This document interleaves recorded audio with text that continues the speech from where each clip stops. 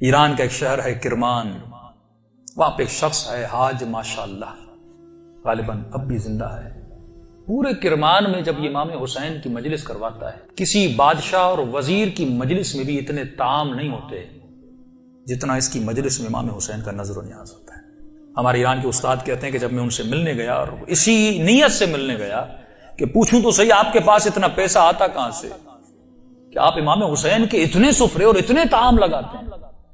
جب ملنے گیا تو کہا کہ ایک بوڑھا سا تھا 70 ایئرز کا، چہرے پہ عجیب نورانیت تھی، اور بیٹھا اور مجھے کہنے لگے کہ آج تک حسین کی میں نے جب بھی نیاز کیا میں نے جیب سے ایک پائی نہیں لگائی، مجھے نہیں پتا یہ کہاں سے آتا ہے، کون دے کر جاتا ہے، کہ پھر بھی یہ کیسے ہوا؟ میں نے آپ کے بارے میں بڑی چیزیں سنی۔ اس نے کہا کہ آج سے تقریباً 50 سال پہلے میرا کام تھا نجاری کا، جو لکڑیاں بناتے ہیں نا، لکڑی کا کام کرتا تھا، اور میری بڑی الفت تھی، محبت تھی امام حسین سے، میری زندگی عشق حسین کے محور میں گھومتی تھی۔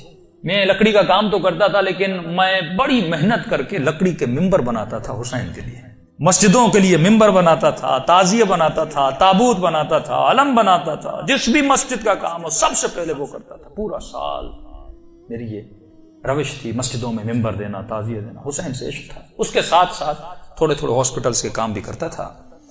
ایک دن کام کرتے کرتے اچانک مجھے اپنی کڈنیز میں بہت تکلیف ہوئی، میں نے درد کو دیکھے اندیکھی کر دی، 2-3 ہفتے گزرے، تکلیف بڑھتی گئی، یہاں تک ایک دن اتنی تکلیف ہوئی میں بے ہوش ہو کے گر گیا۔ مجھے ہاسپٹل لے جایا گیا، ڈاکٹرز نے مجھ سے کہا کہ کب سے تکلیف ہے؟ میں نے کہا 2 ہفتے سے تکلیف پڑ گئی ہے۔ انہوں نے کہا جلدی جا کر اپنی یورین کے ٹیسٹ دو۔ جب یورین ٹیسٹ دینے گیا تو میرا یورین ہی نہیں آ رہا تھا۔ پھر ڈاکٹر نے ایک انجیکشن لگا، کہا آج کے بعد گھر چلا جا، نہ تجھے چلنا ہے نہ تجھے کام کرنا ہے، بس بستر پہ سیدھا ہو کے لیٹ جا۔ کہ جب گھر پہنچتے پہنچتے میرے پاؤں پھول گئے، اور کہتا ہے کہ مولانا اس دن کا سونا 4 سال تک میں اسی طرح بستر پہ سویا رہا، بدن پھول گیا، نہ ہاتھ ہلا سکتا ہوں نہ پاؤں ہلا سکتا ہوں، یہاں تک کہ میں نے آنکھوں سے دیکھنا بھی چھوڑ دیا، بس مجھے کانوں سے آوازیں سن جاتی تھی۔ جب اس تکلیف میں پہنچا نا، اپنے جتنے رشتہ دار تھے سب چھوڑ کے چلے گئے۔ ایک میری بوڑھی ماں تھی، لوگ میرے قریب نہیں آتے تھے کہ یہ بیمار ہے اس کے قریب نہیں جاؤ، لیکن میری بوڑھی ماں میری خدمت کرتی رہی۔ ماؤں کی قدر کرو جب تک زندہ ہے۔ کہ اس ماں نے میری خدمت ایسے کی جیسے میں بچہ تھا۔ کہ ایک دن مجھے ہو گئے ہاسپٹل آنا جانا، بدن بہت پھول گیا، کھال بالکل نرم ہو گئی، کہ ہاسپٹل لے جایا گیا۔ ڈاکٹر نے جب مجھے پلٹا تو میری پیٹھ پہ کیڑے پڑ چکے تھے کیونکہ بدن نرم ہو چکا تھا۔ میری ماں ڈاکٹر کو کہتی تھی بیٹے کو پانی پلاؤں، کہتا تھا نہیں، بس چمچ کو گیلا کر کے اس کی زبان پہ رکھو۔ کہا 4 سال میں نے وہ پیاس چکھی جس کو سوچ کے میں حسین پہ روتا تھا۔ شدت پیاس میں نے بس دل میں نے حسین حسین حسین کو، اپنے آقا کو میں نے امید نہیں توڑی، حسن ظن تھا میرے آقا حسین پہ۔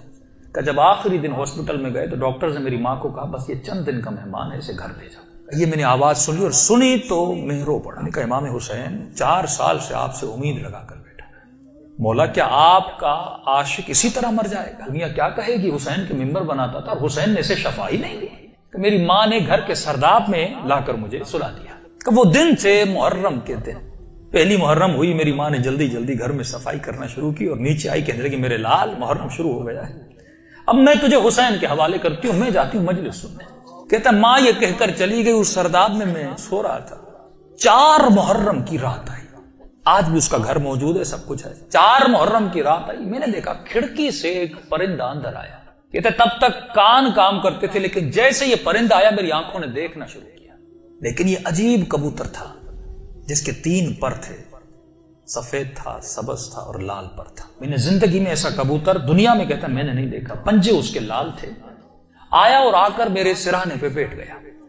بیٹھنے کے بعد اس نے کلام کرنا شروع کیا، میرے کانوں میں آواز دے کر کہا تجھے پیاس لگی ہے، کچھ کھاؤ گے، کچھ پیو گے؟ کہا 4 سال سے زبانوں پہ تالا لگا تھا پر اب یہ تالا کھل گیا۔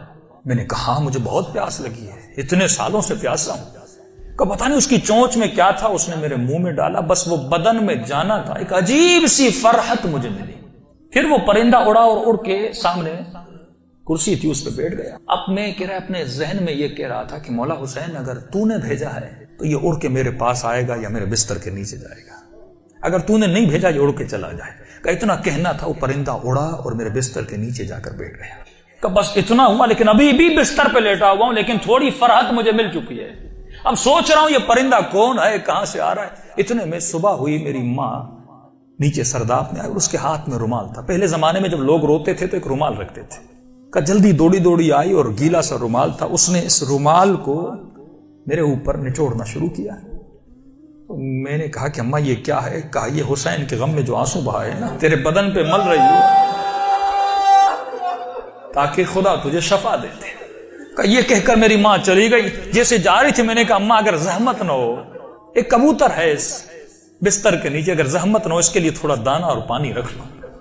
ماں نے کہا کبوتر کہاں سے؟ کہا بس رکھ لو. کہ ماں آئی اور اس نے نیچے دانا رکھا، پانی رکھا، چلی گئی. کہتے غالباً 10 محرم کا دن ہوا، عاشورہ کا دن ہوا. میں نے کہا مولا حسین آپ کی عاشورہ بھی آ گئی، اب بھی مجھے شفا نہیں دو گے؟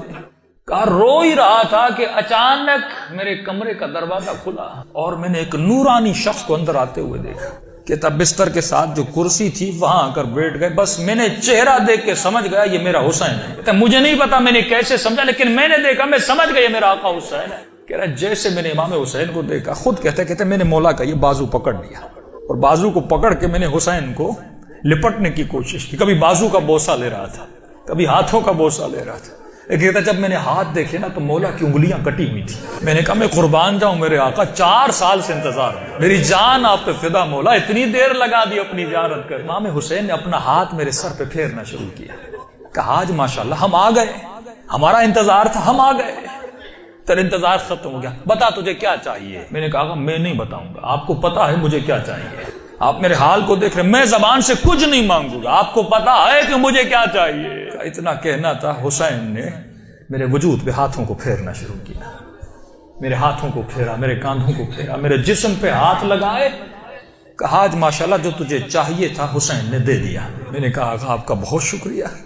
کہ مولا میں نے ایک نظر کی تھی. کیا کی تھی آج ماشاءاللہ؟ مولا میں نے نظر کی تھی اگر آپ مجھے شفا دیں گے میں 10 دن آپ کا نیاز کروں گا، 10 دن مجلس کروں گا اور 10 دن آپ کا نیاز کروں گا. امام حسین نے کہا آج ماشاءاللہ 10 دن اپنی طرف سے کرنا، 8 دن میری طرف سے کرنا. کہا مولا 8 دن کس چیز کے؟ کہا آج ماشاءاللہ 10 دن تو حسین کے لیے کرے گا اور 8 دن میری طرف سے میری اماں زہرا کے لیے کرے گا. کہتا یہ کہہ کر حسین چلے گئے اور جب چلے تو میں رونے لگا. اتنے میں وہ پرندہ بستر کے نیچے سے نکلا اور اس نے پرواز کرنا شروع کی. کہتا مجھے نہیں پتا وہ پرندہ پڑھ کیا رہا تھا، حسین آواز میں کچھ کہہ رہا تھا. آواز سن کے میری ماں دوڑتی ہوئی نیچے آئی. اسی نیچے آئی لیکن دہشت اتنی تھی اس آواز میں، میری ماں اندر نہیں آ رہی تھی، پیچھے سے کہہ رہی تھی ماشاءاللہ یہ کمرے میں آوازیں کیسی ہیں.